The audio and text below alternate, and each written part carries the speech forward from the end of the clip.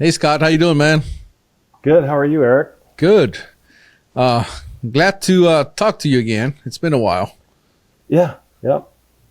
I know we've talked. We shot together a while back, and then we've chatted on different forums here and there, and talked some reloading stuff, or I think mostly through Facebook.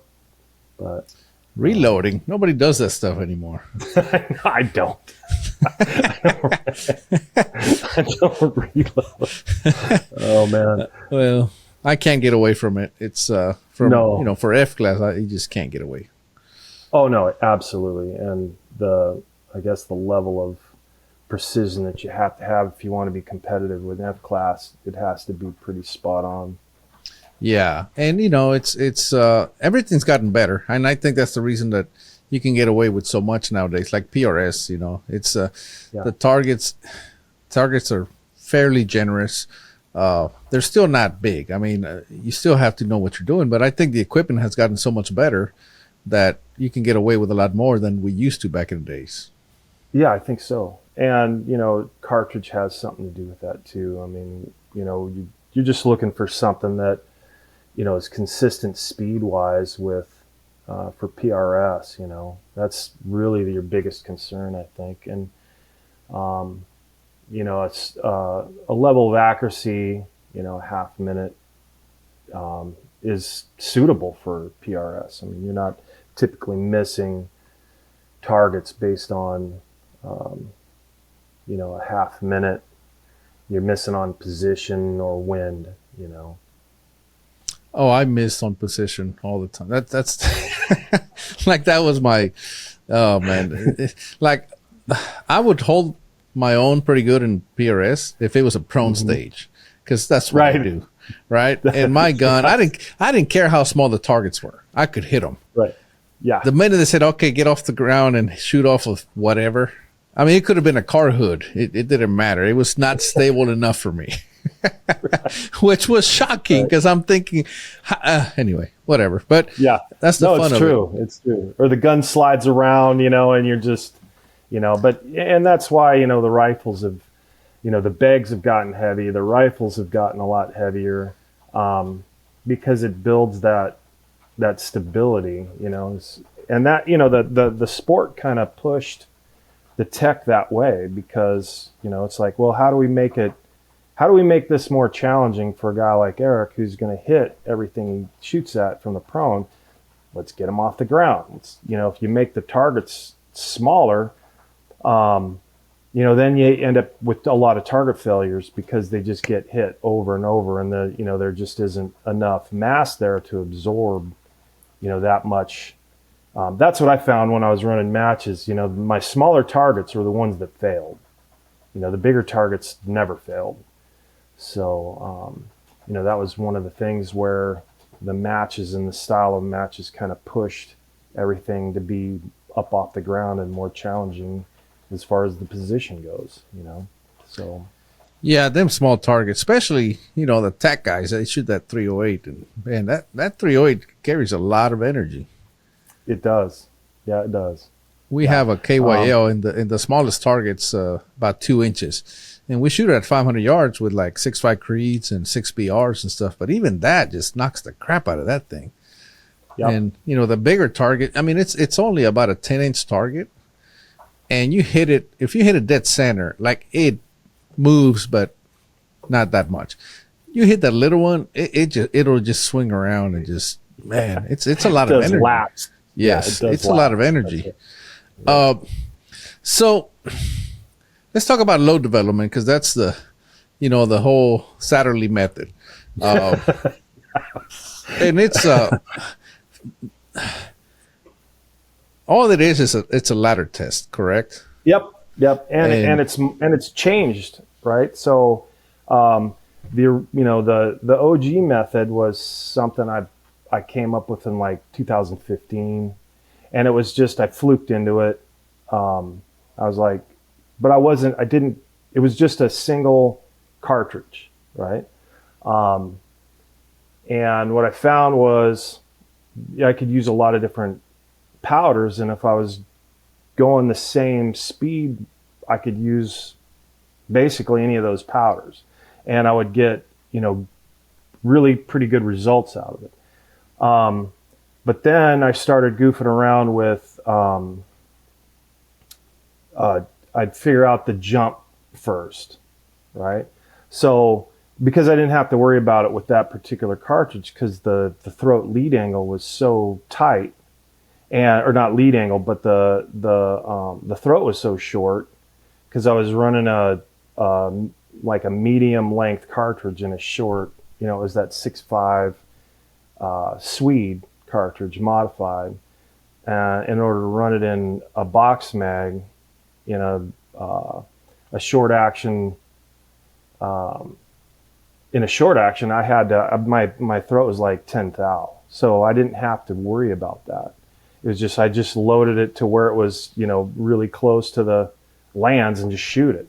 So, I didn't have that variable in there. But as soon as I started, trying that with like the 6 Creedmoor, 6.5 Creedmoor, or 223 or 308, I figured out that I had to find that jump node first. And, with Matt Youre,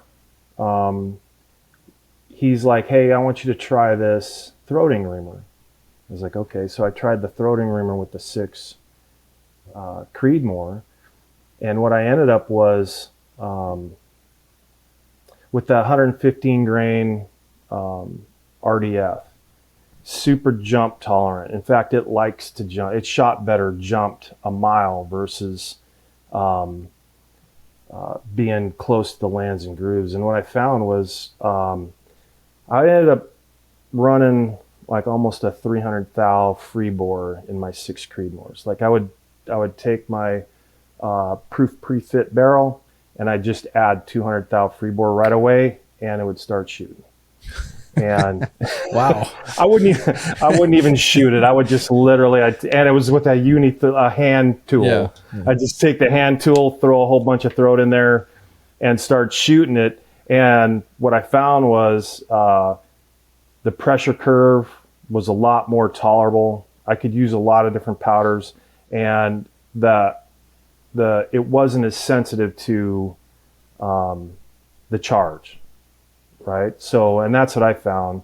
So I started doing the jump test first, and then I'd figure out how fast do I want to go? And is it does it generate reasonable, extreme spread? And that's kind of what I started going off of. It was extreme spread instead of standard deviation, because I really wanted to know what the, top end and bottom end of it was. And then I started I got one of those e-targets from that guy in Canada. Adam. Remember. Adam. And then I started looking what the deviation at range was, because I've been watching what you're doing, and I watch what the F-class guys do and the bench rest guys do, and it's like they're able to shoot a 1-inch group at 1,000 yards, vertical spread with a 20 foot per second extreme spread. It's like, how are they doing that? And then you're not going to talk about positive compensation, are you? this is oh man. Yes. Oh yes. No. So I'm Come like, on, how are bring it. How are they doing that? Right. And you can't, I guess, I never really got that far into it. But I understand the concept, and I think I think it's viable. But, and then you got tuners, like you produce a tuner, and some of that, I don't know if you can tune further out than 100 yards, but it seems like that's a definite possibility. So that's an interesting thing that you brought up, positive compensation, because it's the only explanation, right? When I shot that 1.25 inch group, my extreme spread was 19, and I posted it. It shouldn't be possible, right? I posted it right on there, and most people didn't even see that. So if you're watching this, go look up that, and just watch it again, and you'll see that I posted the speeds, the extreme spread, everything. And of course, everybody was focused on the group, which I get it. However, and I said nothing about it because, every time that positive compensation gets brought up, you know what it's like. But yes, extreme spread of 19, mathematically, it should not happen, right? That group should not be that small at 1,000 yards. Right. So positive compensation, which is something that is obviously controversial. People will debate that till the cows come home. However, there's no other explanation, right? Now, you talk about tuners. Brian Litz had in his book that, he couldn't really find a definite conclusion that tuners work. Okay. I had him on my podcast. Then I was on his podcast. We talked overall for like over 2 hours about tuners. And he concluded that, okay, the testing that I didn't show, pretty much a definite thing for him. However, that doesn't mean they don't work. So correct. At SHOT Show, I showed him some of my personal targets. I said, listen, check this out. And I showed it to him. He saw that, and we talked about it on his podcast. And he said, well, it appears that that's positive compensation, right? So even he brought up positive compensation, which I thought he didn't believe in that. Obviously, I don't know exactly what all he believes, right? Like, he's a smart guy. But, positive compensation, for those that are kind of listening right now or not following along, is the idea that you can shoot a smaller group at longer distance than you can up close, which is something that, because Brian put out that deal that, it's a challenge that if you can prove it, he'll pay you, he'll pay you some kind of money. So that's why I thought he didn't believe in that. Well, then he talked about, he goes, well, it looks like it's positive compensation, which I believe it might be because the ES is larger than the group suggests it should be. Correct. So, all that to say that there's so much out there that we don't know. And the reason for that, I believe, is we're shooting so far. There's so much going on in those 1,000 yards. Honestly, everything could line up, and literally you could be shooting a 20-inch group and the wind could blow it all into one hole, right? It's very unlikely, but just the way that if you had a gun that could shoot one hole, the wind could blow it into a 20-inch group, it should be able to do the opposite. Right. Or you could have a 1/2-inch gun and I pull one, or the wind, I pull one into a smaller group, right? Just where I actually thought I sent the bullet and where the bullet, left the barrel, totally different. But obviously I just shot this tiny little group and the gun's not necessarily capable of that. Or, you have a variance of half a grain, right, on your bullets. They're not all 115 grains. There might be 115.1, 149.9, and for whatever reason, everything lined up, but particularly you got lucky with a powder charge on both of those, and they ended up going in the same place. You know what I mean? So yeah, there's so much that just we don't know, right? And all like, for example, as an F-class shooter, all I can do is test, which is the reason this podcast is called Believe the Target, because at the end of the day, that's the only thing that tells the truth.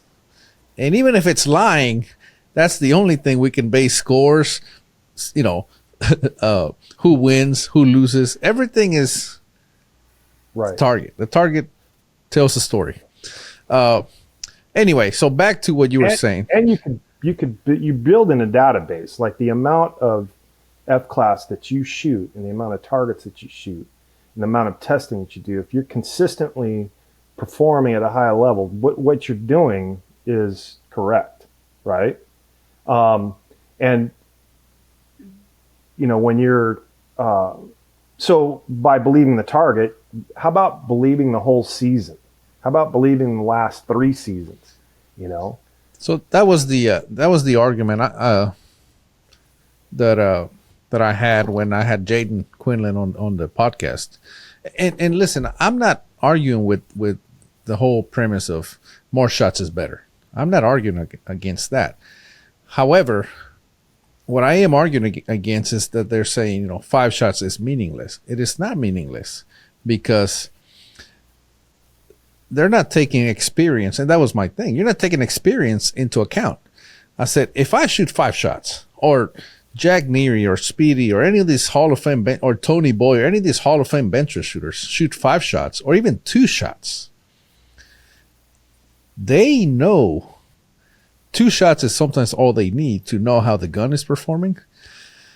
Those guys can tell more by 2 shots than somebody who just bought their very first rifle at Academy last weekend can with 100. So, or 1,000. The number of shots is, to me, needs to be linked to experience, right? So, for example, if I shoot a 5-shot group and I know how my rifle has performed and how I have performed, like you said, over the last decade. Yes. I know what to expect. And if that's not doing that, then I'm going to question everything. Right. I'm going to go through my equipment. I'm going to question whatever. And I can tell, I have enough experience that I can tell if the wind did it, if the Mirage did it, if whatever. You know what I'm saying? Yep. No, I know exactly what you're saying. Yeah. It comes down to, like you said, the experience level is like, it's, again, with like my, I would go through, when I was shooting actively, I'd go through 3 to 4 barrels a year in just shooting PRS. And, it was like, okay, I need to be able to make ammo that I'm going to take in an airplane. You know what I mean? So, and load development became, much more condensed for me because I was able to, like, hey, that looks good. That's a speed. I know that velocity is going to work. You know what I mean? I just didn't mess around with it anymore because I had done it enough and I'd gone down the reloading rabbit hole so far that at some point in time I had to spend less time in front of in the reloading room and spend more time, teaching people to shoot or, traveling to a match, and I might load up the wife and in the fifth wheeler, and I might have to have 600 rounds for the next 2 matches because we're going to go, to Wyoming, and then from Wyoming we're going to go to California, and then we're going to go home. So now I have to have ammo that'll survive a month, right? So, and produce a result that is good enough for the sport that I was doing, right? So, at some point, I was like, I started doing less and less, mostly because it's just like it got aggravating for me in a lot of ways. I'm sure you get that way too. Brass prep. It's just like, God, I got to do this again.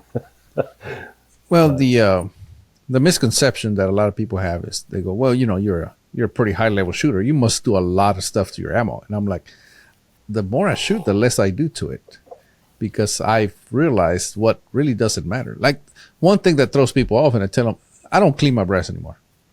I've tested enough that I don't clean my breast. That's just 2-3 hours that I don't have to waste anymore every time I load ammo. They say, well, doesn't that ruin your brass? I mean, your die. I'm like, if it does, I'll buy a new die because I save so much time. It's a $29. For me, I went all the way back down to like the red box Hornady stuff. I was just like, yeah. So I said, if I ruin the die, I'll just buy another one. I mean, I save 2 hours or 3 hours every time I load ammo. I load when I'm hot and heavy shooting a lot. I load a lot. That's hours and hours and hours of my time. And once I made that decision, guess what? I never have worn out a die. Now, Right. if the case has mud, I don't put it in there, but and I use imperial sizing wax, so I put it on there with my finger. So if I feel a lot of dirt or whatever, I wipe it off and then I lube it. But the point is, I don't clean, I don't tumble my brass, I don't do any of that stuff anymore. Yeah. And after, for those wondering, yes, I anneal dirty brass.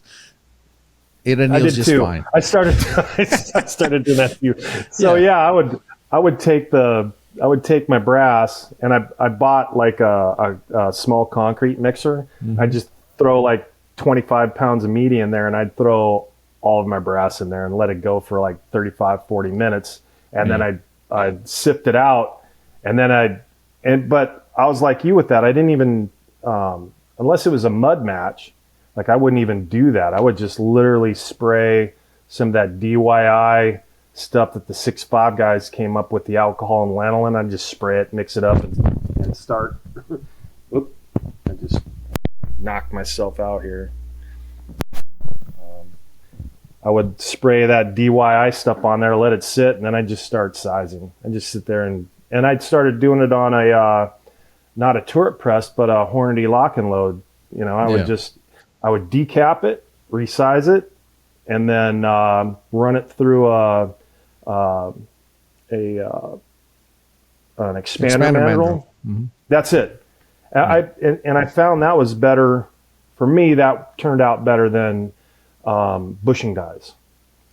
I use a Dillon 750 with an auto drive, and they say, well, you can't load precision ammo on a Dillon. Yeah, well, you can. Sure I can. The target will disagree with you. That's right. And I think maybe even that the floating head is actually a benefit. It can be anyway. Instead of, So anyway, so the first time I've heard about you, I was telling somebody, I was helping somebody, and I said, the easiest way, the way we do is if you're going to test different primers, different powders, so that could take hours and tons of rounds, and you don't have that, especially if it's a new cartridge, right? Something new to you. That's when you have to explore a lot of different possibilities. I said, Once you kind of like you're talking about, once you have that round for a while, you start to narrow down and you know what's going to work, right? Yep. You're pretty close. So I said, the easiest way that we found that you can, and I actually posted this on Accurate Shooter like back in 2011 or something similar. But I said, the easiest thing you do is just do a ladder test. I said, just take one of each, and with this primer, that primer, I said, go shoot them. And he's like, oh, that's a Satterlee loading method. I said, I don't know what that is. And he says, oh, yeah, no, check it out. And I checked it out, and I said, yes, do that. It's the easiest. I said, we call it a ladder test, but it's simple. I said, it's not the final load development, but it'll get you on the right track fast. Because there's so many variables. It'll get you in the ballpark quick. So many different variations. I said we do ladder tests for that purpose. So anyway, that's the first time I heard about you, and I said, okay, what's going on with the setup? And then I started doing searches on that, and then I started finding the 10-round load development method, and I said, wow, they can work up a load. So I started looking at it, and then they said, well, you got to do this 10 rounds and those. And I said, okay, so it's not 10 rounds, but it's a cool name. It's not, yeah. But anyway, that was the first time I heard about you, and I said, cool, call it whatever you want, but it's a good method to start narrowing stuff down. I didn't name it, right? It was just like, hey, check this out. This is what I found. This is a really good place to start. And then somebody else named it. Oh yeah, and that's how it happens, right? Because what it was this. I was, the old Newberry OCW testing, right? Right. That's the way we used to do it until the chronographs became better, right? Like was I using magneto speed? And then I was still doing the OCW testing, but then I found, those velocity nodes that seem to be not just stable and consistent, but they were also accurate. So I was like, this is basically OCW testing, but using a chronograph, and you're Right. able to save a lot of time and resources, because I was at the time, it was like a 45-minute drive to the range for me, right? So it was like, man, what a pain in the butt, having to, I go back home, I was like, it seemed like a waste of time to go to the range just to do, 10 rounds. But with that information, I would be able to come back instead of loading up 50 rounds and then just like, throwing loads up against the wall to see what stuck. I was able to focus my efforts a little bit better. And then when I moved out to Spokane, I had a range in my backyard, and that's when it really took off. I had 100 and I had 500 in my backyard, so I was able to shoot off my deck. So it was like a 15-second walk to my reloading room. I could literally just go and load one at a time if I wanted to. Just like, let's see what this does, So that kind of really expedited my load development, and that's when I started seeing it across multiple cartridges as well. Some cartridges are just a lot easier to load. I found some of the Magnum cartridges are a little bit tougher to find those nodes, and they're further apart. Is what I found. But Yeah, I think what happens, like a 6BR, it's been used so much. The case just happens to be very efficient. And the Reamers have been optimized over the years to the point that now, you just go get your 6BR Reamer, a new one. Like, don't buy one that somebody had 20 years ago, because it's not going to be the same, guaranteed. It's been optimized over the years. But it's to the point now that you chamber a 6BR, you throw some Varget in there, and you shoot a 105 Burger or some kind of, about 30 grains of Varget or so, thereabouts, depending on the Reamer, so be careful. But the point is, it's going to shoot. It's going to shoot really good. And it's going to shoot great. And the low recoil... And it makes you look like a superstar reloader. And the low recoil allows you to shoot it even better, right? Yeah. But then you get into some of those Magnums like you talked about. Nobody's that's really spending that much time optimizing that cartridge, Right. So it's gonna be okay. It's gonna depend, but more likely you're gonna be 10 years behind everything else, just because on the optimization of that cartridge. So there's multiple reasons that the popular ones shoot better. It's because like 300 Win Mag. If you got a good Reamer, 300 Win Mag is gonna shoot good, and it's going to shoot a real wide variety of bullets well. And, it's been around for, 60 years now, right? 60, it's been a while. Plus years. And it was a military cartridge. So there's a whole, process going through that, when you're using a military cartridge. It just the Reamers get tuned up, right? And I think that's what's happened with that 300 Win Mag versus like when the 300 Norma kind of started becoming popular. I think when did I have 300 Norma? Maybe 6 years ago. So I was still tough to find brass for it. And I was goofing around with that. And it was actually pretty finicky. And I think they're starting to optimize that cartridge as well. So I guess it depends on how much it's getting shot, who's shooting it, on whether or not that Reamer gets optimized. Exactly. And it's that's what I mean. Like, if you take a cartridge that competition shooters are using, it's going to be a good one really fast. Like the 6.5 Creed, right? It's being shot by a lot of PRS guys. They're optimizing that thing. It's to the point that now you can call JGS or whatever, Manson Reamers, any reputable Reamer maker, and you can ask them, hey, I want to buy a 6.5 Creed Reamer, and they'll get you a Reamer that's going to work really well. You're going to get you some dies. They're going to be well matched to that Reamer. Everything's going to work. Now, and they'll be like, what bullet are you going to shoot? Exactly. And then they'll send you the Reamer. Right. Yeah. But now you want to, and that's where I kind of try to push people away from the wildcats and things of that nature. The problem is everybody that starts shooting, that gets them really excited. The unknown, the wildcat, I want to have a cartridge to my name type of thing. Right. Yeah. And it's great, except for now you got to do all the legwork. You know, they think the first Reamer is going to work. It's hardly ever works. The dies, all of the above. And oftentimes, if they're starting out, they don't have the kind of knowledge that it requires to build a cartridge that everything's going to work properly. You know, that's right. So what I always say is, go build. If you're going to shoot PRS, go shoot PRS. Bring whatever. Just bring whatever you have. Don't worry about it. You're not going to win anyway. You're there to learn. Go learn, meet people. You're going to meet some amazing people. Yep. But start paying attention to what people are shooting.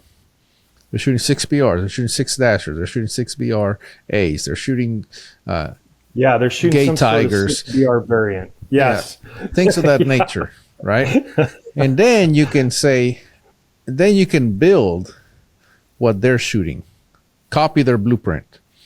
Yeah. And if you copy their blueprint, and if it doesn't work for you, then it's you, right? Because it's working for everybody else. So that's one way to isolate and have a really good rifle from the get-go. Yes. Later, once you have that rifle working really good and you want to build a second one, because we're all going to build a second one, then if you want to play around with something different, then at that point, feel free. But at least you have one to fall back on, right? The first one. But that's the typical progression that I noticed. And, I went through it, and it was some of the most fun times in my life and also the most frustrating because it didn't it didn't work, and I didn't know why. And it really does come down in isolation. If is it the rifle? Is it the scope? Is it the cartridge? And I think that's and you know how to troubleshoot your F-class guns, and that's your bread and butter. So what is happening. If it's a particular bullet lot. Because this rifle shot this bullet before, and now all of a sudden this bullet isn't doing exactly what I need it to. There's something going on, and you're able to isolate. You're able to go through your circle of problem solving and isolate the problem quickly. And that's one of those things that, like you were telling guys when they first start shooting PRS, get something is going to work, and then after that, it's the shooter solution. After that, it's your ability to engage and target or read wind or whatever. But yeah, that is, I think, a point of criticality that a lot of folks getting into a shooting sport don't necessarily know right off the bat. And, it's a process of elimination after that. It's like, and it can be super frustrating, especially when you find out it's you. Yeah, nobody wants to find that out. That's right. So anyway, we kind of got sidetracked there drastically, and I'm majorly to blame for that. But you were talking about finding seating depth and powder charge, because that's kind of like the chicken or the egg question, right? They go, well, right. Which one do you look for first, seating depth or powder charge? And so you're talking about how you would do your seating depth test first. Now I do it first, right? I'm not worried about the powder until what I started doing, and I did a video with the Lilies, Mike Lilly and Keely Lilly, with a brand new 6.5 PRC. Was a hunting rifle. I'd only had that. I hadn't gotten a bullet. It was a Nosler 150 grain Accubon long range.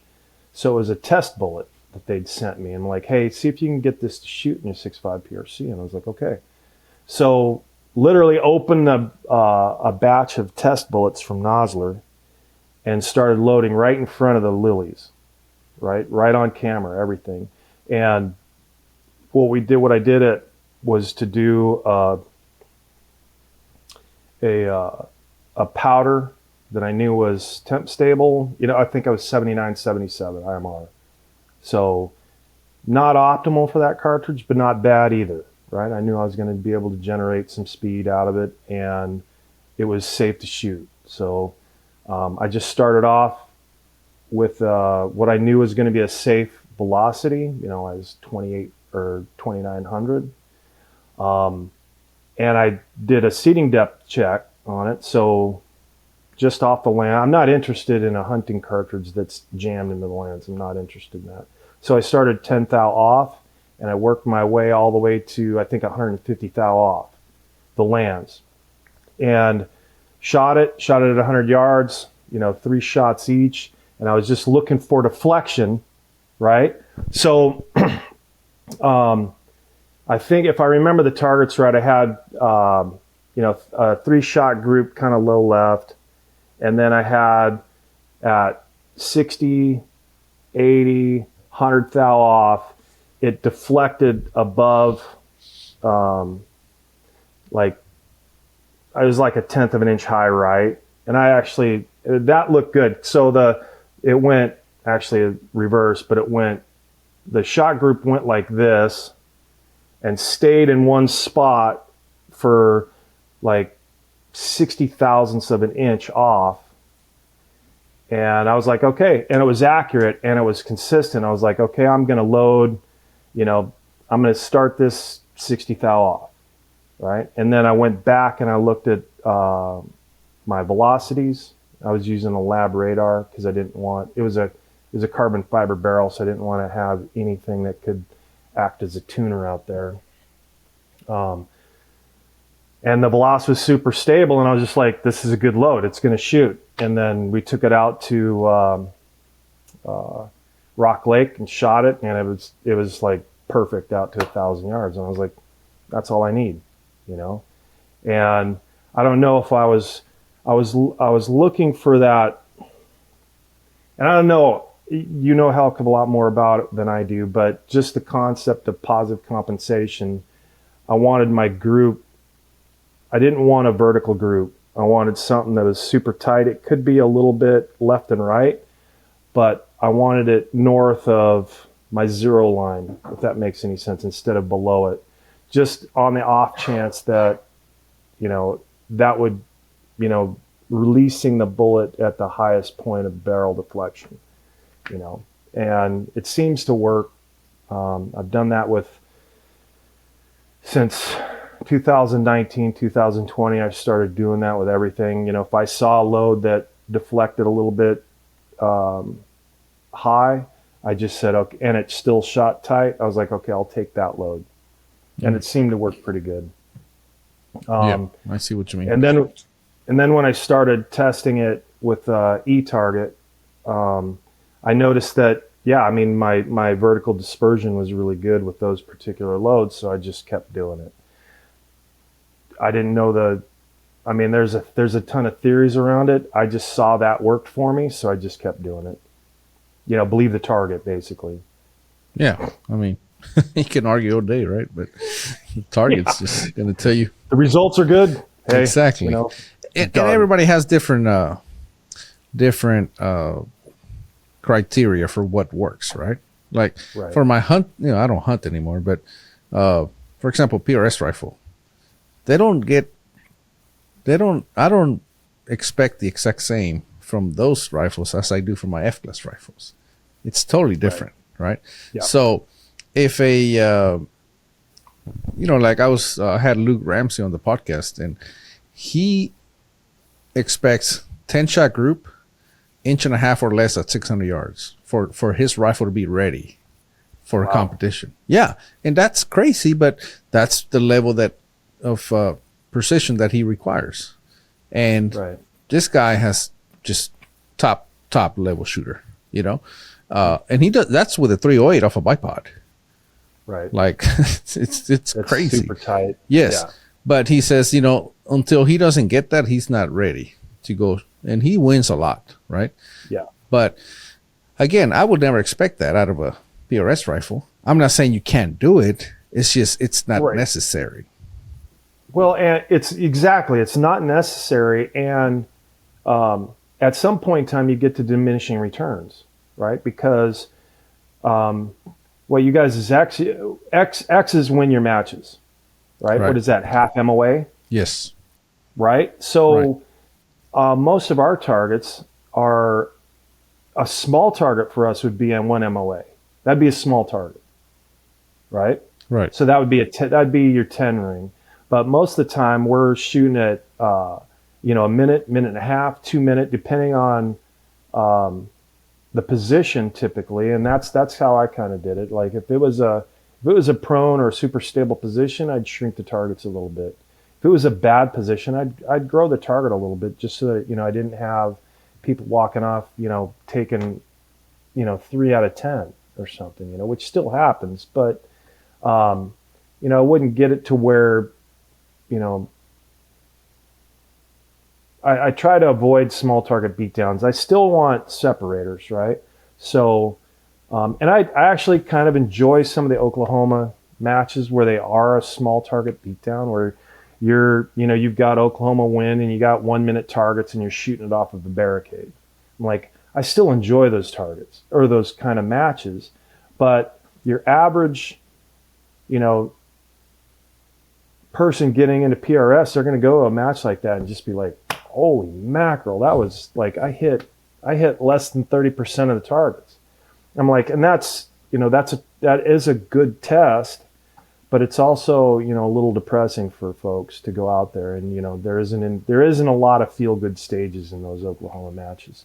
You're not going to be like, sweet, man, I just like cleaned another, I just cleaned another stage, no, like, and it takes a certain level of experience to be able to go out and like, dude, I just got 8 on that stage. That was good, right? That I just went 1 point up on pretty much everybody else. I got lucky and, hit an extra target.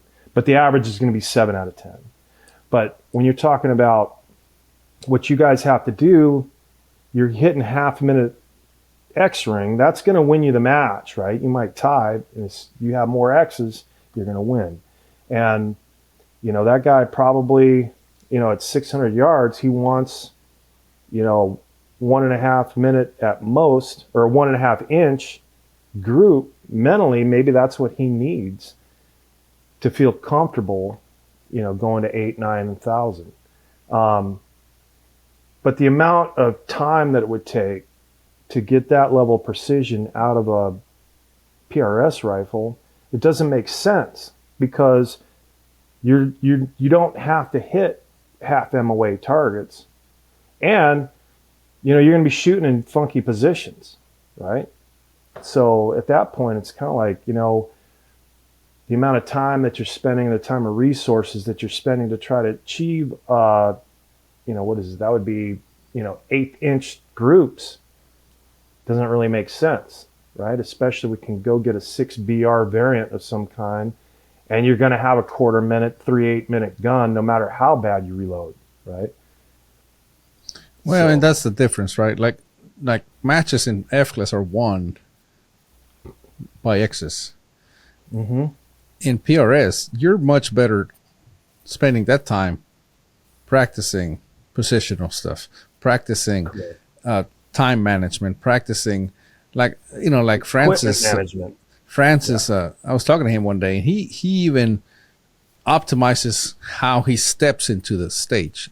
I mean, Francis did a barricade, eight targets in like 26 seconds. Mm-hmm. And and he says, well, and he was stable. Every shot was stable. Well, yeah, he hit every time. I mean, he was stable enough. But the only way he does that is because he practices. He talked about how he practices down to how he takes his steps, how he approaches the bag. Yep. The rifle, like you said, it doesn't take much to get a pretty good shooting rifle for PRS. Mm-hmm. Yes. And I think most of the points are won or earned by being stable and knowing how to manage time and all of the above, right? Yep. But in I know, F class, again, a lot of the points are won by having a really good rifle. And Yep. and of course, the thing is, every time he shoots that rifle, he's shooting it like he shoots F class. So he's also practicing, right? But in PRS, you got to get off the ground, Yep. Yeah, I stopped. Like when I started practicing, or when I was still practicing, I haven't shot a match in a year and a half. I've been out here in Japan, but I've shot with the Thai military. I've taught them some advanced marksmanship type stuff, and I started getting them up off the ground, and that was eye opening for them. But when I was still practicing, what I would do, I would set the rifle down and I would try to have the target in my field of view without ever looking through the rifle. Like I'd set the rifle on the bag and, kind of aim the rifle like a stick. And I wasn't happy until I, looked down through the scope and my target was in my field of view. Then I felt like that was kind of my dry fire practice. I would literally okay, out at Rock Lake, I'm going to look at target, Lima 8, set the rifle down, look through the scope, and I was like, okay, Lima 8's in my field of view. Okay, that's giant time saving stuff right there. And then you're not Francis was talking about that he expects his to be like, on target. No, like within tenths. Yes, set the rifle down and look through the scope, and not just in your field of view. No, like pretty much ready to break the shot, almost. That's right. Yeah, I mean, and that's the only way you can do a. That's the only way you're going to shoot a barricade like in 26 seconds. Yeah, that's right. He's not having to adjust the rifle. He sets it down and is like, Oh, he sets it down, closes the bolt, and pulls the trigger. And it's amazing. It's amazing. Yeah. But again, you're only going to get good at what you practice. That's right. That's right. Like I said, I was really good at pro stages because that's what I do. But the minute they got me off the ground, that's it. It was over for me because I never practiced off the ground. So when I wanted to get better at PRS, guess what? I started getting off the ground, practicing off fence post, off barbed wire, off chairs, crazy stuff. Step ladders, things of that nature. And I got better. I never mastered it, but I got way better. Yeah. Yeah. And I mean, because the mechanics of shooting the rifle for you are, I mean, how to do that. It's just now we're just changing, the environment, and, the higher you get off the ground, the harder it is. That's why I hate those stupid nets, the cargo nets. Oh man, every time I saw a cargo net, I'm like, no, because it didn't matter. I was never stable in those things. But that's the whole point, right? Yep. And then, that's when you start introducing the tripod for rear support. If the front support's bad, you got to find support somewhere. I'm not afraid to use a tripod in rear support. Yeah, I've gotten to that point. Again, PRS is not my gig, but I have a tripod, and I shoot at rifles only. That was where I shot my first match ever, and I just went and shot another match a few weeks ago, and rifles only is tough. It's a tough range. Just because Jacob does the course of fire, he'll make you shoot 15 shots, 90 seconds, and you got to move 3 times, and you got to pull the mag every time you move. Yeah, it comes down to weapon manipulation. He does like doing a lot of stuff like that, and it makes sense. I mean, it's like, can you relocate? Can you do it in a safe way? Can you manipulate your rifle? It's little things. Yeah, and a lot of people, I asked them directly. I said, why do you make us pull the mag? Because a lot of people say, well, just pull the bolt back. It's safe enough. So his answer was, well, number one, for safety. It's obvious. You're going to be safer with the bolt back and no mag than with the bolt back and a mag, right? But he says, rifles only is a training facility. They train rifles, they train pistols, they train carbines. He goes, and they're always practicing tactical reloads with pistols, with carbines. He goes, but never with rifles. And the reason he makes people pull the mag every time, he says, so that they can get good at tactical reloads with a precision rifle. He goes, and nobody ever practices that.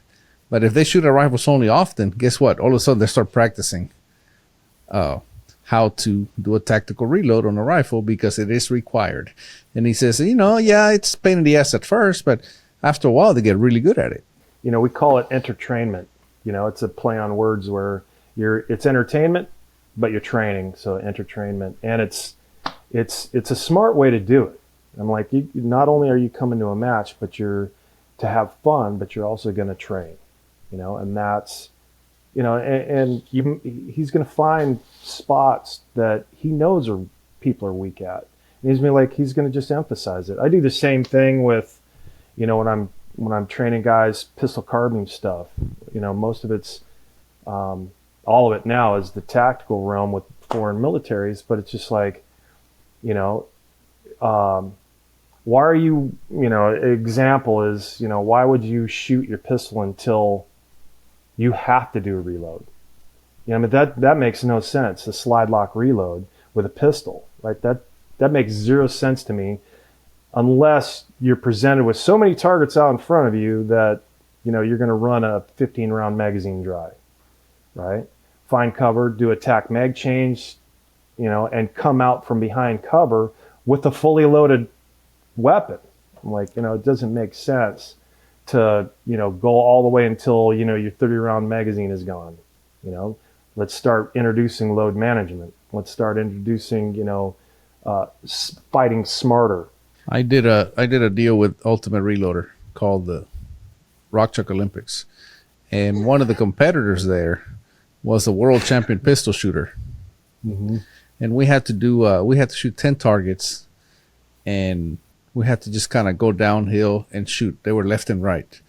And again, when the pistol shooter went, he engaged the first target, twice, double tap, go to the second one, double tap, turn around, hit the third one, hit the fourth one. He had a 10-round mag. That's what he did. He engaged 3 targets, and he started moving. And he did a reload faster than you can think. Just, and I thought, my inexperienced mind thought, he just threw away 4 rounds. Yeah. You know what I mean? But now he has a full magazine. And then the point is, he was the fastest guy there. This is what he does, right? Yeah. And he got them all knocked out because he had 4 mags. He had 40 rounds. He had 10 targets, 2 times each. That's 20 rounds. Mm-hmm. Those 4 he knew he wasn't going to need, right? Right. But when he went to the next one, he had a full mag. And every time he moved, he had a full mag. And he only moved twice. So he only needed 3 mags. But he knew all of this before we even started shooting, right? I didn't. I don't do this kind of stuff. He was doing his non-shooting related stuff. So if you're moving and not engaging, why don't you reload the gun while you're on your way to the next set of targets? Right. That way, once you get there, you have a full magazine, and you're not standing in front of a target in a shooting box when you should be shooting, but you're reloading your weapon. And that's kind of one of the, you bring that from, again, sports shooting, and you bring it into, the tactical world, and it still applies, right? It still applies. A lot of guys will be like, oh, it's not a 2-way range, this and that. And it's like, okay, you're just unable to see the value of what they're doing. That's really what it comes down to. Right. Well, and then as I was standing next to him, what other shooters were going, and there was a particular shooter that was shooting, and he's moving, and he kept saying, mag change, mag change, mag change. And then he starts engaging another target. He goes, okay, mag change. No. He wasn't saying it loud enough for the shooter to hear him, but he kept saying, I could hear him. He kept saying, come on, just mag change, mag change. And then he turns and he goes to face the other target, and he shoots once, mag lock or slide lock, right? Slide lock. So now he has to do a mag change, and then hit the next one, and now he's moving again. Yeah, he's going mag change, mag change. And if you think about it, you put some thought into that, you're like, now he's standing in front of a potential threat with an empty gun. Right. That, you'd only need to learn that once. Yeah. Hopefully you Yeah. don't learn it the hard way, right? Yeah. Well, hopefully you get to tell about it. You know. That's right. That's right. Yeah. That's right. But no, it was very interesting to see that and to experience that from somebody who professionally does that. It's target shooting, but their emphasis is hit as many targets as possible in the shortest amount of time. Yep. Those are all good things. Yeah. Fast and accurate, right? Yeah, that can't be bad. But anyway, it's just one of those things, and that's one of those things that I told Jacob. I said, I'm gonna go down there and take a course from him on, because I had Michael Lilly on the podcast, and he has a video called "No One's Coming to Save You" on this YouTube channel, and Yep. that is such a good video. If you haven't seen that video, anybody watching this podcast, go check it out. Long Range with the Lilies, and the video is called "No One's Coming to Save You." Go watch that. And after I saw that, I had Mike on the podcast. We talked about it, and I had Jacob on the podcast, and I told him, I said, "Hey, I'm bringing me and my entire team down there, and we're going to do a kind of a team building activity, but we're going to learn how to shoot pistols defensively, carbines, the whole works, because that's good knowledge to have." Yes, absolutely. Now, when you're, the older you get, I think the better you need to know how to shoot. And I tell guys that a lot, because I'm just not as fast as I used to be. And in a tactical world, it's like, if I'm kicking at somebody's door in, that's probably a suboptimal place for me to be. Right?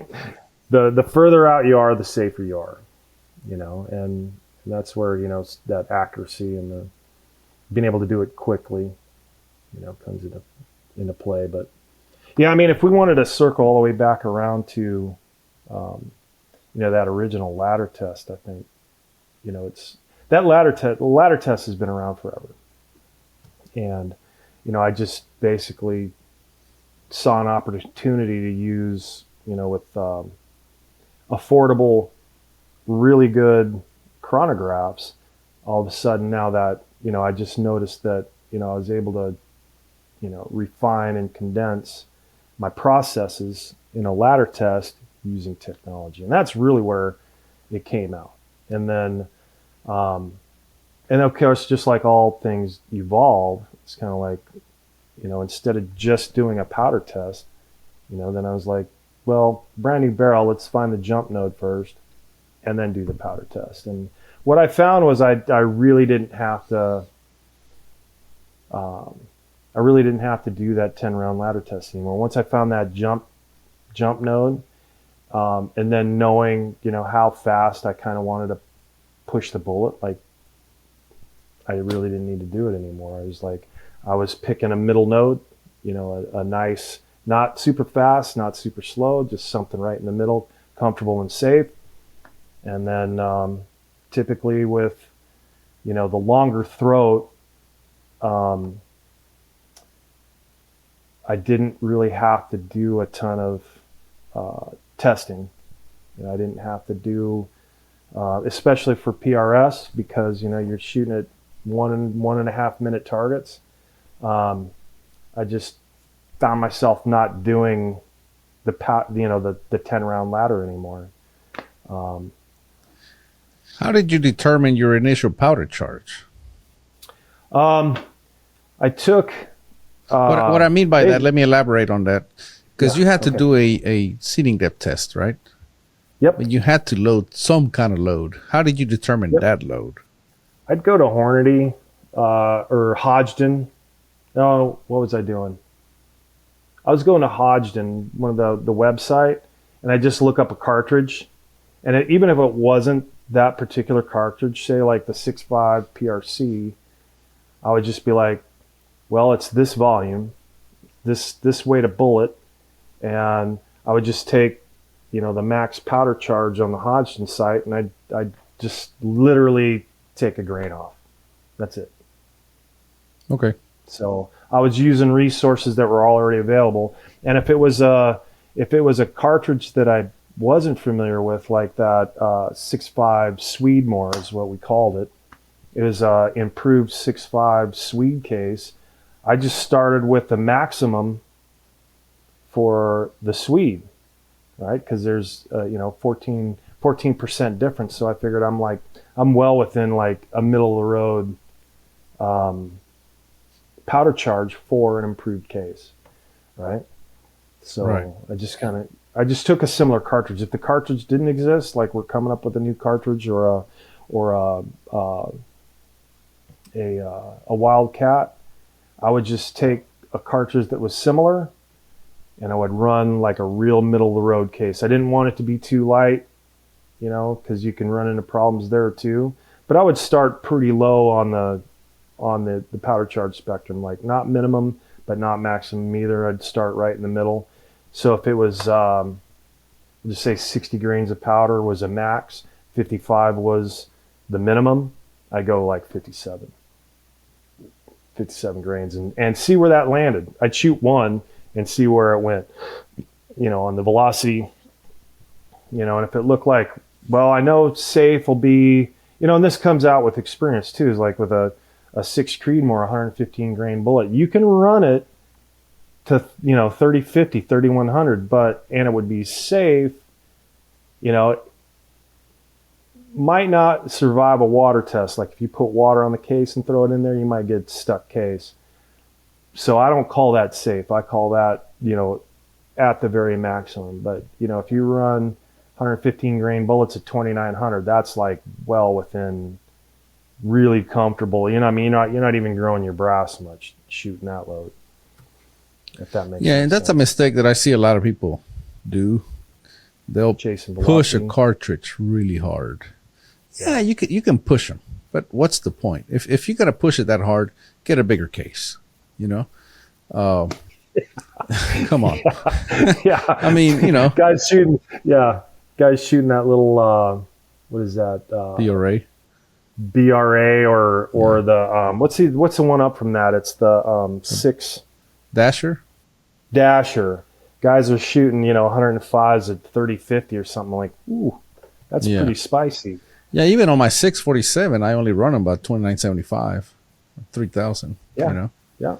With 105s. Yeah, and that's super comfortable. I mean, the bolt lift is super smooth. The brass lasts forever. It's you're not having to beat it up. Just smooth. And I mean, listen, if you're missing at 2975, but you think at 3050 that's gonna solve all your problems, it's not. 75 feet per second. Yeah. It's not. Yes. It's. Run the ballistics. Yes. Run the ballistics on it. It's not that much. Yeah. You're gaining. You'd have to miss it. You'd have to miss your wind call by 10 mile an hour. Yeah. Right. Which most people can judge the wind within 3 or 4 mile an hour. You're not going to miss the target. You're not going to miss a 1.5 minute target. You might miss the first one, but after that, you're going to be able to, you just underestimated or overestimated the wind. But after that, you should, if you saw where your bullet went, you're going to shoot a nice group. Doesn't make any sense to run it that much faster. Yeah, and that's the thing, right? And that comes with experience as well. Mm-hmm. Typically new reloaders, they want to push hard because they're reloading, right? They're hand loading. Yep. I'm gonna get my bang for my buck. But then as they go on, then you start noticing how they're starting to drop off speed, and they find that, oh man, everything's more consistent. Everything's just, as Speedy would say, happy. And yes. Everything just works and consistent, and now you're, and now you find out that, I don't need this big of a cartridge. It kicks too much. Yep. And that's what you're seeing in PRS. They started with the 308, then the 6.5 Creed, and then the Dashers, and now I see a lot of 6BRs, and it's just because they're so much easier to shoot. And it's really changed a lot of that is laser technology. I mean, we can loop this into, in 2009, 2010, 11, 12, there wasn't that many, PRS wasn't really a thing yet. We had tactical field matches, and guys would chase speed because your danger space, your vertical danger space was better because they still had unknown distance. Like you had to range estimate on the clock, or prior to, use your mill reticle and range estimate using your scope. You weren't allowed to use a laser. And a Mammoth Sniper Challenge was like that. Every single target you had to range estimate using your scope. So guys used to chase speed, like George Gardner. He was shooting 115s out of a 243 at 3150, and that made sense then because you could be off on your range estimation and still connect with the target because you're just that much flatter. So your vertical danger space was better. Meaning your vertical dispersion, you still might have, as far as precision goes, your vertical dispersion is going to be the same as, with another cartridge, but being flatter, through 600 meters or 600 yards, you could be off on your range estimation 50 yards and still connect with the target versus, guys shooting 308 at, speeds above snail pace, 2650 versus 3150. I mean, you can't be off that much on your range estimation and still connect with the target. So it wasn't necessarily wrapped around the wind or wind dispersion. It was wrapped around your vertical, your vertical danger space and being able to range estimate accurately. Right. Yeah, and that makes sense. That makes a lot of sense for that purpose. But now, nowadays, lasers, with the advent of like really good lasers that aren't very expensive, I'm like, within 2 or 3 yards of how far your target is. So at that point, you're better off being slower and more consistent than you are being fast and flat. Yep. Now tell me about these NRL Hunter matches. I hear you came up with that. Yeah, well, I had a match. I wasn't. I guess I was I wasn't frustrated with it. I enjoyed shooting PRS, but I looked down at my garage floor one day and I was like, I got 3 identical guns that weigh 22 pounds that I wouldn't use for anything else except for shooting PRS. Like where I live out by the Rockies, I'm not taking a 22-pound rifle to go deer hunting. That thing's going to bury me, right? So I took a number of different ideas and kind of combined them together, like like the first Mammoth Sniper Challenge where you had to range estimate everything. But now I was like, okay, what does a hunter use? Okay, laser, hard data card. I wanted to simplify the match and use a practical rifle, something that you shoot big game with. And I understand a lot of deer taken with 6mm, et cetera, but I was looking at it as a function of, say, 600 yards. I want to still be able to kill an elk. So at that point, I'm like, I don't think that many people are shooting elk with 243s at 600 yards. Do they do it? Sure, absolutely. But your average everyday guy, that would probably be the minimum cartridge you'd take. So what I looked at was 140 grain bullet, leaving the barrel at 2750 is going to deliver, 1,000 foot-pounds of energy at 600 yards.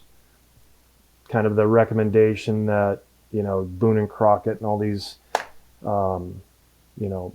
wildlife federations recommend for taking deer or elk or whatever. So I use that as kind of the basis for the power factor.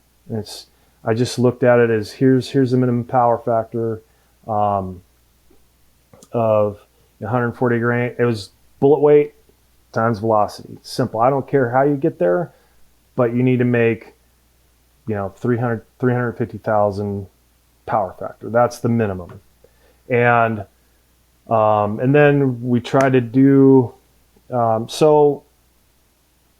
I came up with the match concept. It turned into the Hornady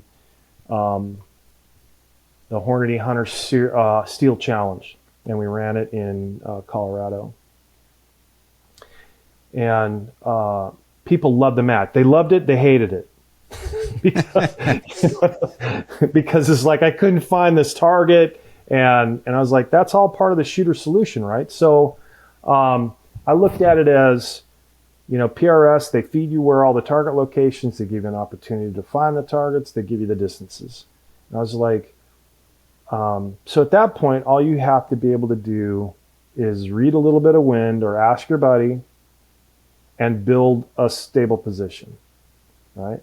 What I wanted to do is I wanted to incorporate, you have to find the target, you have to figure out the distance of the target, and then you also have to figure out a position. And I didn't dictate these guys. I gave them a shooting box. I gave them like a 10-foot box. You can use, if you could see the target from the position, you can use it. Like I didn't dictate them. Like if they could find a prone spot from underneath a rock or next to a rock or underneath a tree, I was like, yeah, go ahead. I don't care. I don't care what position you use. Yeah, just like as if you were hunting, right? Just like if you were hunting, right? I mean, and that's because now the challenge is finding the targets, not necessarily being able to build the best position in the world. I mean, really, that comes down to the challenge, and it was a equipment and time management exercise. So the way it was set up was you had one position, 4 targets, which turned out to be the more challenging stages. And I typically made those prone. I didn't force them to figure out. Or if the targets were close and really easy to see, easy to find, then, I would give them a more difficult position. But, and then there was 2 positions, 2 targets.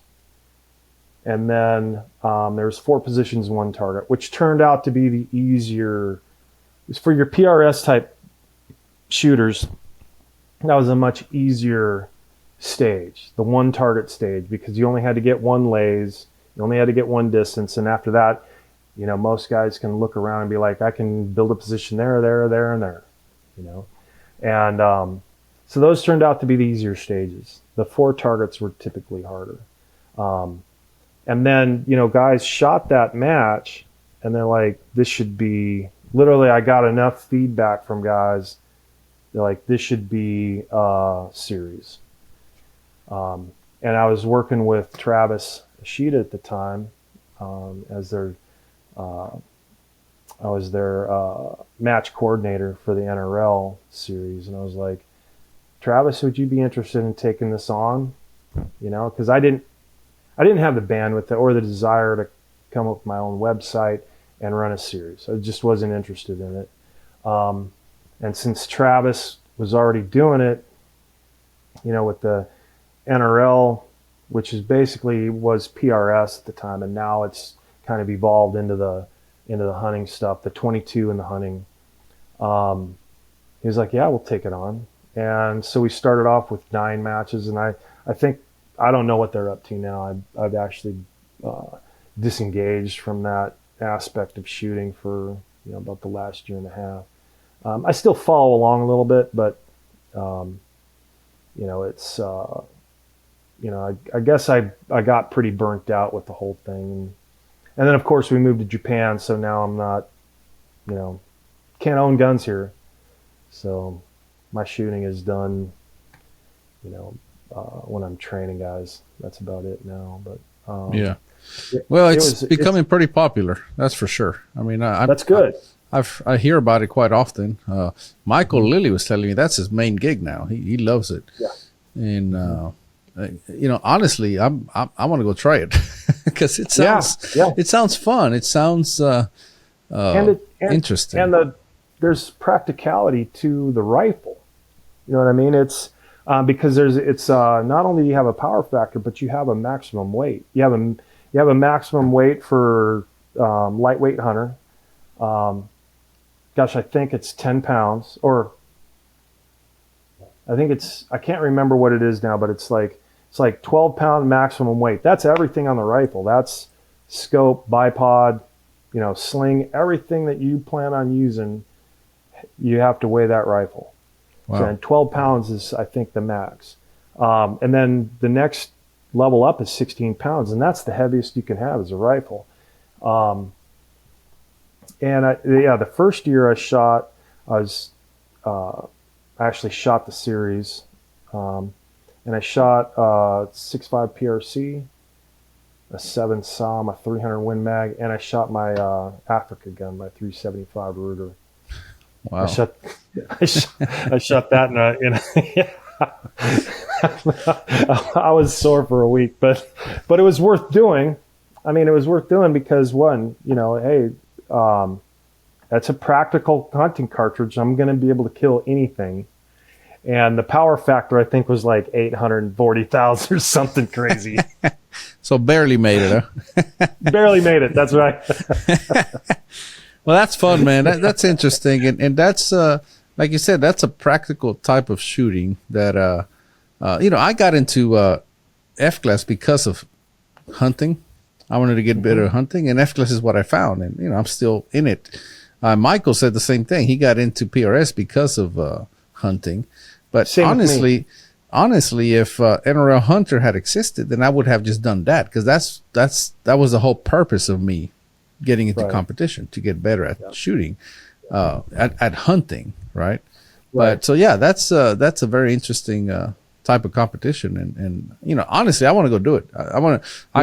I got a few hunting rifles in the safe that I want to dust off and go shoot them. And it's going to take your confidence level out to the field. I started getting into competition, like 2-gun, 3-gun pistol stuff, because when I was still active duty, because I figured the better I can shoot, the longer I'm going to live, right? And that the war was still going on at the time, and that's what drove me to compete. It was because it was like, what, tactics are one thing, and the better you get at something, the more options you have with tactics. And you can look at that from the hunting aspect too. It's like, if you're, and you get this a lot, when you talk about hunting with folks, people get really emotional over it. They'll say, well, we don't think shooting an elk from 600 yards is sporting. And it's like, possibly. I mean, I elk hunt archery, I deer and elk hunt archery, and my success is not very good. I mean, like, I might spend 2 weeks stalking mule deer out in eastern Washington, and I might get one shot. I might not get any shots off. I might spend, I might do 22, 23 stalks and, never even get close enough to shoot one. Or, example, you go out to, like I went with the Nosler guys out to Ukiah in Oregon, and the way the canyons are shaped, your shot on an elk is going to be 20 yards or 600 yards. That's it. Those are your only options. So at that point, like, yeah, can guys get that close? Sure, absolutely, can they get that close? But if you're going to tell me that I'm unethical for shooting elk at 580 yards, it's like, maybe you're unethical because you don't know how to shoot, but that's a pretty simple shot. And, if you haven't trained around it, or if you haven't done it, then yeah, that's absolutely unethical. But, so you can get into these, massive discussions on, the ethical nature of taking game at distance. But, the type of equipment we have now with lasers and the cartridges and the bullet performance and the scopes and the kestrels, I'm like, I fall down in the middle. Like, I'm going to get as close as I can. If I can get closer, I'm going to get closer. If I can't get closer, I'm going to make an ethical shot. If I think the wind's too high, I'm not going to try to take the shot. So you have to have respect and responsibility around the animals and perform within your capability. And I think that's the ethical nature of hunting. So, I mean, there was a bunch of a lot of negative uh, feedback from some aspect of the hunters, out there on that. But then, the guys from Boone and Crockett came out, and I had a hunting course set up out at Rock Lake at Doug's place, and everything was a 12-inch target. And I was like, if you don't think you can make the shot, get closer, But this is an easy place to fail because we're not wounding an animal. We're just missing steel. So, give it a try. But the one thing I won't do is back up when I'm out hunting. I'm not going to back up to try to make a longer shot because I think I can. I don't think that. I think that crosses the line. But Well, the ethical part on a long range shot is your experience, right? Like, this is back to I've seen hunters. I actually kept him from shooting. He had never shot long range, and there's an elk at 500 yards, and all of a sudden he wants to shoot at it. I'm like, no, you're gonna miss. Don't, or worse, you're gonna wound it, right? yes, and then we're going to spend the next 3 days tracking an elk that's going to die. And he got upset because I wouldn't let him shoot. That rifle can shoot long range. Yeah, the rifle can, but you can't. So anyway, it turned into that discussion, right? Which was not a pleasant one. But he, people like that have zero business shooting long range. If that's the first time you've ever going to attempt that shot, that's unethical.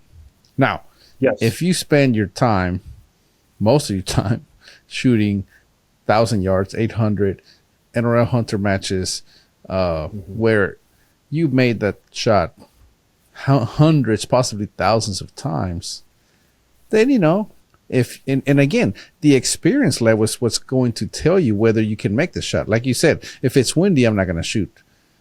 Well, if you don't have that experience to know what the wind will do, you also don't know that you have no business shooting in that type of wind. And they're just gonna take the shot. You know what I'm saying? And so anyway, so I think ethics, it's a moving target depending on your experience, because you can't say a 600-yard shot is unethical without adding all the other variables. Experience being a big one there. Or even this was, I think 3 years ago. I was in southeastern Oregon. I had a buck tag, and I was hunting with my dad, Matt Youre, and Barrett Youre, his son, and pretty nice mule deer buck at like 400 yards. But it's like the wind was just absolutely nuts, and I was like, you know what? It's a 400-yard shot. I'm not going to guess. I found a rock right next to him, and I was shooting suppressed. So I got a wind. I got my wind call off of shooting a rock right next to him, and the mule deer literally just went, "Wow, what was that?" and didn't even move. So I was like, "Okay, now I got my wind call." And that's another level of engagement that for folks, it's an opportunity out there for folks to be like, okay, you know what? I'd rather have this deer run away and I'll get him tomorrow than screw him up, and then have to track him, or just, make that deer miserable for the rest of its short life. I don't want to do that. So, I'll throw one into the dirt right next to him. I mean, berm shoot. Why not? Yeah. Yeah. And that's again, experience, right? Yep. But yeah, man, it's all good stuff. And obviously get out there. If you're wondering, just get out there, start shooting. People are going to help you. Go shoot a hunter match. Like if you're into hunting, go shoot a hunter match. It'll give you a really good perspective of what you're capable of and what you need to work on. That's the biggest thing is like, I don't think I learned very much, if I ever won a match. I learned that I could do it, but the matches where I learned the most was when I struggled, right? When I was just like, I was on the struggle bus, couldn't get off of it. And that's where you learn the most, and I think we're, a certain amount of emotional durability is required in order to do any kind of sport at a high level, right? Or even to hunt, or if you're going to go out there and try to be competitive right off the bat. I think you alluded at it early on in the podcast. I was like, you're not going to win, but what are you going to learn, right? That's the key. It's like guys go out and they're like, man, I've got this $12,000 setup. I got perfect ammo and blah blah blah. I'm going to go win this match. Like, probably not. But are you going to have fun? Maybe. I mean, if you go with the right attitude, if you go with the right emotional durability, I mean, you could learn a lot and have fun doing it. That's the biggest thing about it. Yeah, absolutely. Mindset is everything. You know, if you show up, like I said, PRS, they're some of the most matches I ever shoot because I don't care about losing.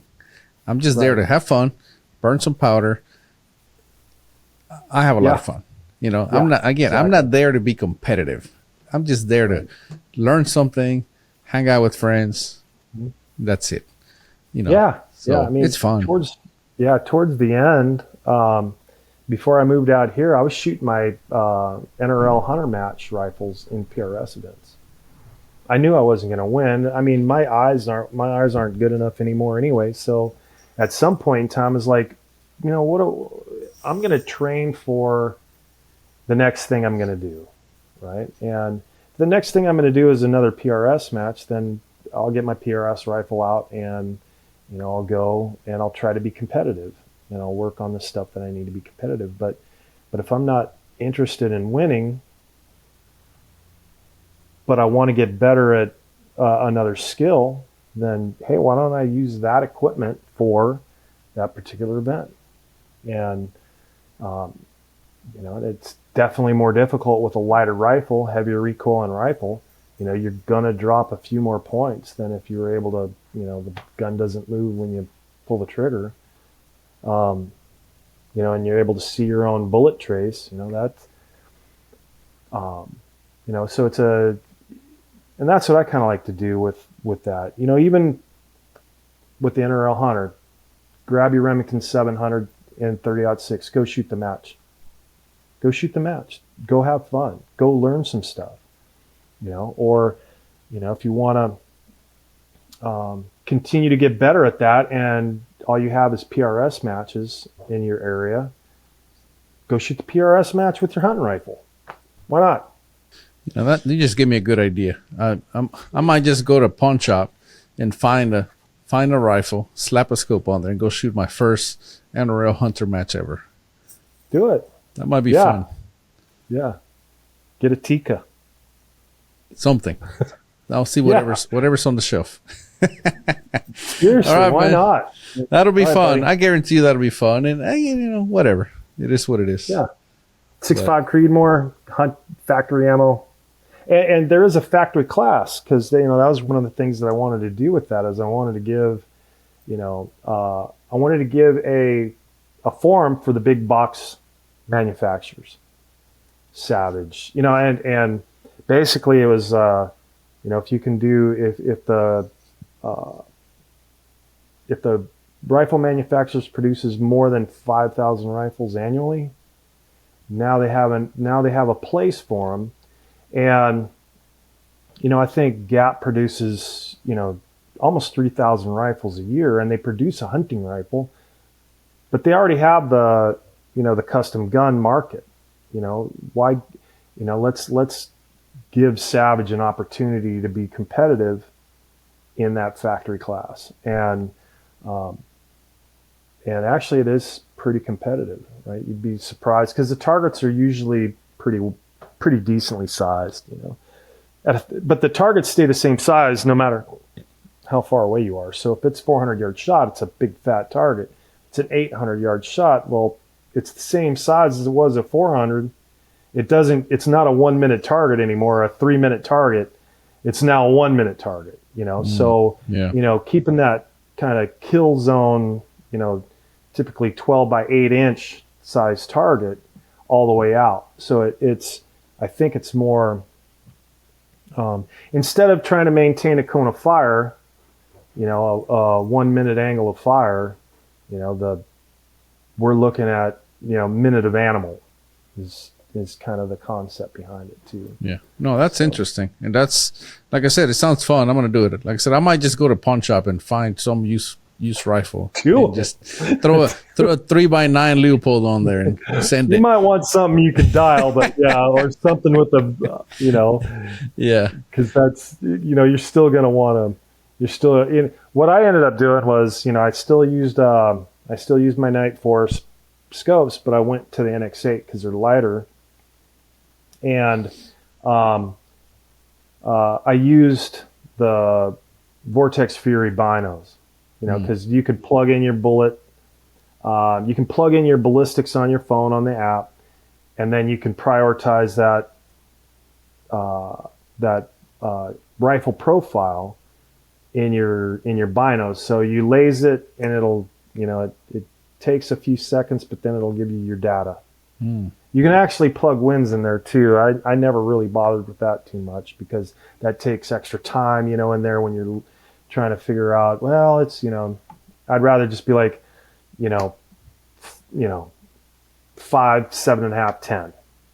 That's kind of what I based it all off of. Yeah.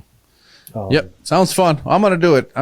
I got all these projects, all these things that I want to do, but I'm going to have to prioritize. But that sounds fun because, like I said, I got some hunting rifles in the safe that could use the little bit of a dusting off and just go have some fun.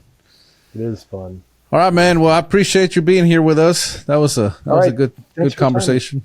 Yeah, I love talking with you, Eric. And again, I'm probably at the end of the shelf life for me as far as being out of the competition world for about 1.5 years. So man, don't say that. You're like fine wine. Just keeps getting better. I don't know about that. All right. Thanks for your time, Eric. All right, man. Take care. Thank you. See you. All right. Bye.